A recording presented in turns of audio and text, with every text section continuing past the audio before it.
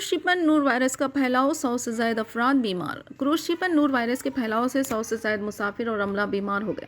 CDC के मुताबिक ये साल में क्रूज शिप पर 21वां ऐसा फैलाव है। खे और दस्त सबसे आम अलामत है और इस फैलाव की वजह मुमकिन तौर पर नूर वायरस की नई किस्म हो सकती है। ये क्रूज शिप जर्मनी के शहर हिम्बर्ग से शुमाली अमेरिका की जानिब सफ़र कर रही थी। तकरीबन 2000 मुसाफिर में से 95 और 640 अमले में से 6 अफराद बीमार हुए हैं। मुतासरीन सफ़र के दौरान खे और दस्त में मुब्तला है।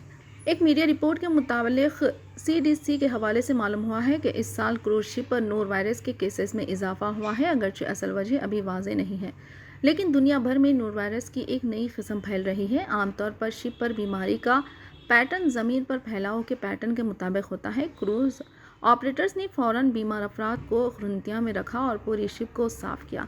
कंपनी के मुताबिक ये इक़दाम केसेस की तादाद कम करने में मददगार साबित हुए हैं। नूर वायरस एक अहम वायरस है जो खे, दस्त और खुराक से होने वाली बीमारियों का सबब बनता है। ये मैदे या आंतों की सूजन पैदा करता है और ज़्यादातर लोग 1 से 3 दिन में सेहतयाब हो जाते हैं। ये वायरस हवा के ज़रिए या आलूदा सतह को छूने से आसानी से फैलता है। इस वायरस से बचने के लिए हाथों को अच्छी तरह धोना, खाना अच्छी तरह पकाना और सतहों की बाकायदा सफाई करना ज़रूरी है।